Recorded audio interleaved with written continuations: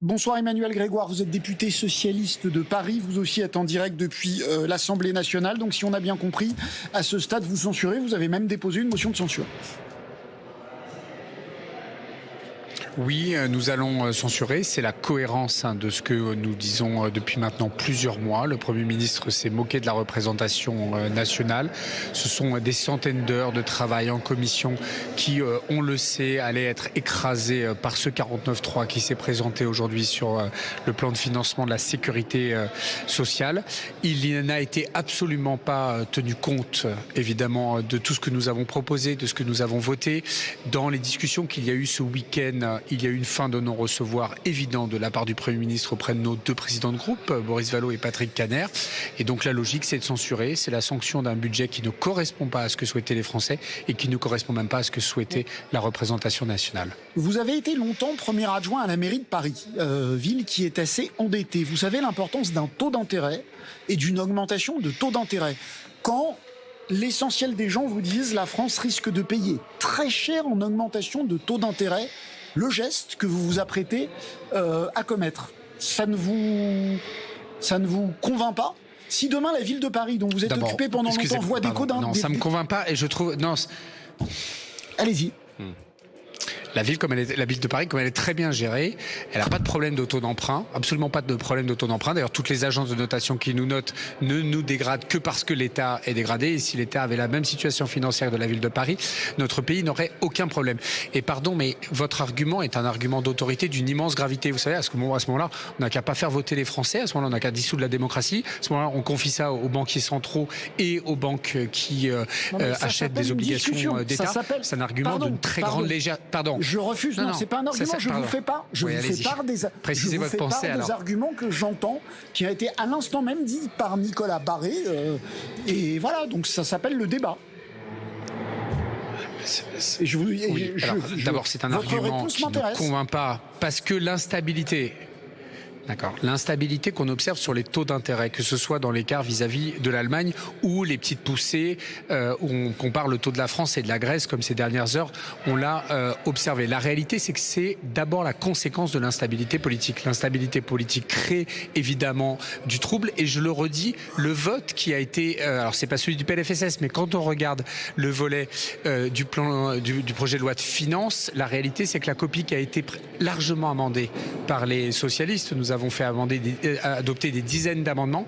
Elle dégrade beaucoup moins les comptes publics que la copie gouvernementale qui, en réalité, parce qu'elle ne fait pas rentrer assez de recettes, eh bien, met en stress, évidemment, le niveau de déficit. La réalité, c'est que la fébrilité des marchés, elle est la conséquence de deux choses. D'abord, la dégradation spectaculaire ces derniers mois de la situation financière. Rappelons-le, on est à 6,1% de déficit pour des gens qui, aujourd'hui, entendent nous donner des leçons de gestion. C'est assez cocasse. La réalité, c'est qu'on a besoin de créer un cadre de stabilité, ce qui crée la fébrilité des marchés. Ensuite, c'est d'avoir un gouvernement, et vous l'avez très bien dit les uns et les autres juste avant, qui est dans les mains du Rassemblement national. Et d'ailleurs, ces derniers jours, le gouvernement en a fait la danse du ventre qu'au Rassemblement national pour essayer d'obtenir sa bienveillance. Et d'une certaine manière, ils ont non seulement échoué à trouver une stabilité, mais en plus le déshonneur d'avoir courbé les chines devant Marine Le Pen. Le cadre politique ne va pas. L'instabilité politique ne va pas. Ce gouvernement doit et va tomber et nous trouverons derrière, dans les heures qui suivront, dans les jours qui suivront, une stabilité pour le pays. La réalité, c'est que la situation française, elle est très saine. Nous avons un pays qui va bien. Nous allons rétablir de façon progressive les comptes publics parce qu'il ne faut pas non plus trop peser sur la croissance. Mais oui, franchement, ne dramatisons pas quand vous regardez l'économie d'un certain nombre de grands pays. 3 000 milliards de dettes, c'est très simple. Je vous entends pas, allez-y. Non, 3 000, très saine sur 3 000 milliards de dettes, je trouve ça un peu forcé. Voilà, c'est 3 000 milliards de dettes. Non mais en réalité, ça dépend de votre capacité à rembourser dans la durée. Il y a des pays très riches, notamment les États-Unis, qui ont des niveaux d'endettement bien plus élevés. Ils n'ont pas de problème de financement parce que les prêteurs, ceux qui achètent les obligations d'État, sont confiants. Mais encore une fois, je le redis, dans l'histoire, la gauche, elle a toujours trouvé des pays la gauche en France, a trouvé le pays dans de mauvaises situations financières et quand elle a fini l'exercice des responsabilités, parce que ce n'est pas toujours assez convaincante pour les Français, la situation s'était amélioré. Donc il y a eu évidemment plusieurs crises qui ont pesé sur l'évolution de la dette. Il y a eu un choix qui est raté par le président de la République qui a été de, entre guillemets, baisser massivement la fiscalité, en particulier sur les entreprises, au prix d'une croissance économique qui rétablirait les comptes publics. Ça ne fonctionne pas et c'est la raison pour laquelle on est dans cette situation. Ce que je veux dire, c'est qu'il ne faut pas agiter la menace des taux d'intérêt. Évidemment qu'il va y avoir un peu de flottement et en fait on l'a déjà observé depuis plusieurs semaines, mais la France est un pays dans lequel il y a une structure économique saine, dans lequel il y a de l'emploi, dans lequel il y a de la dynamique. Il faut arrêter d'effrayer sur ces arguments-là. Ça ne peut pas être un blanc-seing pour un pouvoir qui n'est pas légitime démocratiquement. Je voudrais qu'on parle de l'avenir parce que vous avez dit qu'on allait retrouver de la stabilité. Question Virginie Leguet. Oui, j'ai l'impression que vous êtes en train de repeindre la réalité d'une façon tout à fait surprenante. Et est-ce que ce budget 2025, ce projet de budget tout imparfait, tout insatisfaisant, tout frustrant qu'il soit, n'aurait pas été préférable à la longue période de turbulence, voire de chaos, dans lequel, quoi que vous en pensiez, on va rentrer? Si ça avait été le cas, pardonnez-moi, le Premier ministre ne serait pas obligé de faire un 49-3. Pardon, il a créé lui-même les conditions de cette instabilité. Si vous voulez, c'est bien facile de se tourner vers la gauche en disant mais pourquoi vous censurez? Parce qu'il ne nous a pas parlé, parce que ça fait des semaines que nous travaillons, ça fait des semaines que nous tendons la main, et ça fait des semaines que nous avons un mur en face de nous, un mur. Et donc, pardon, il est difficile aujourd'hui d'en faire le reproche à la gauche. Et d'ailleurs, j'observais que dans vos commentaires, vous en faisiez moins le reproche à la gauche qu'en fait le reproche au RN, puisque vous avez bien vu que le gouvernement ne s'adressait qu'au Rassemblement national. Deuxièmement, il n'y a pas d'instabilité pour des mois et des mois. Ce n'est pas vrai. Il y a des moyens techniques et politiques, en appelant tous ceux qui sont responsables à la responsabilité, de donner un budget rapidement au pays, que ce soit par le vote d'une loi qui prolonge les crédits au-delà de la fin 2024. C'est d'abord assurer la continuité. Il n'y a pas de risque d'effondrement, il n'y a pas de risque de shutdown si l'Assemblée nationale est saisie sur ce sujet, et nous le voterons. Et deuxièmement, dans l'instant où le gouvernement serait renversé, il y aura des discussions qui s'engageront, dans lesquelles je crois nécessaire. Le mépris du Parlement ne devra pas être la clé d'entrée. Je voudrais qu'on parle de l'avenir justement, parce qu'à cette heure-là, mercredi, a priori, il n'y aura plus de gouvernement. Vous faites fort de trouver une solution. J'aimerais qu'on comprenne comment. Question Mathilde Sirot. Oui, bonsoir Emmanuel Grégoire. Si on se projette vers une censure du gouvernement Barnier, qu'est-ce qui pourrait nous faire croire que le Parti socialiste aurait une attitude différente que celle qu'on a connue cet été, c'est-à-dire tout le NFP, rien que le NFP, le programme, etc. Et qu'est-ce que vous entendez par tous les raisonnables se mettre autour de la table? On ne voit pas très bien quel est le chemin politique que vous proposez. Mathilde Sirot, je vous connais suffisamment pour savoir que vous ne pouvez pas croire que le Parti socialiste a dit ça cet été. Personne au Parti socialiste a dit tout le programme, notre programme. Ce qui est fait, personne. Vous ne trouverez pas. Pardon, non, Jean-Luc Mélenchon, mais confondez pas. Pardon, mais ne confondez pas. D'accord.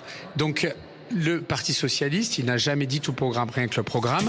Évidemment, on est dans une circonstance que les Français ont imposée, donc on la prend avec philosophie et optimisme, c'est que personne n'est en capacité de marcher sur les autres et de prétendre gouverner la France seule. Et la première des erreurs du gouvernement Barnier, c'est précisément, avec tout le respect que j'ai pour l'homme, il a fait des efforts, mais ça marche pas, c'est d'avoir nommé Michel Barnier, c'est-à-dire un Premier ministre issu de l'un des groupes les plus petits de l'Assemblée nationale. Ce n'est pas raisonnable et responsable de la part du président de la République. On ne va pas revenir sur les 2 mois qui viennent de s'écouler. Pardon. On nomme qui et on fait quoi? On fait quoi? Et alors, j'ai la faiblesse de penser que mon avis importe peu à ce stade, plutôt que le qui, essayons de travailler sur le quoi. Et ce à quoi les socialistes sont prêts à travailler. Il y a un cadre de discussion. D'abord, en matière de procédure budgétaire, nous avons déjà beaucoup travaillé au Parlement et il ne me semble pas hors de portée de se mettre dans une salle ici à l'Assemblée nationale avec l'ensemble des groupes pour discuter des contours d'un budget qui serait acceptable par la représentation nationale, c'est-à-dire dans lequel les groupes accepteraient de ne pas censurer un gouvernement qui aurait la charge de le mettre en œuvre rapidement. Mais pardon, mais il y avait un gouvernement. C'est assez cocasse de reprocher à la gauche et singulièrement au Parti socialiste d'avoir la responsabilité de l'échec qu'on observe, qui est celui d'un gouvernement minoritaire dans lequel le Premier ministre était membre des Républicains et qui n'a jamais cherché à travailler avec la gauche. Par exemple, Boris Vallaud, il y aura un cadre de discussion qui s'ouvrira. Votre président de groupe dit « Je suis allé voir le Premier ministre avec des propositions pour l'hôpital, avec des propositions pour les EHPAD, toutes choses qu'on peut entendre. » Il dit lui-même ça coûtait 17 milliards d'euros. Bien. Est-ce que vous êtes prêt à faire des propositions moins coûteuses ? Est-ce que vous êtes prêt à accepter qu'il y ait moins d'augmentation d'impôts ? Je sais que c'est pas ce que vous souhaitez, mais enfin, si vous devez discuter, est-ce que vous êtes prêt à céder sur des choses comme ça pour arriver à cet accord de non-censure ? La réponse, c'est... La réponse est évidemment qu'on est ouvert à la discussion.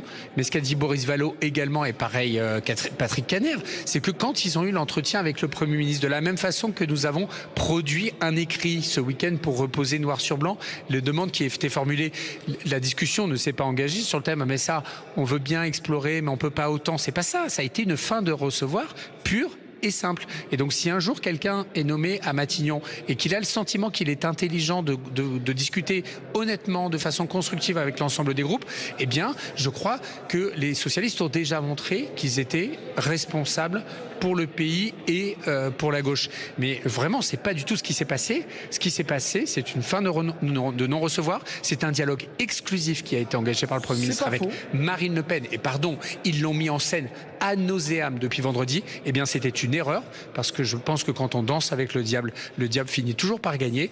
Et deuxièmement, peut-être ça donnera quelques idées au prochain pour ne pas se retrouver dans les mêmes circonstances. Merci infiniment Emmanuel Grégoire, député de Paris, d'avoir répondu à nos questions depuis l'Assemblée nationale.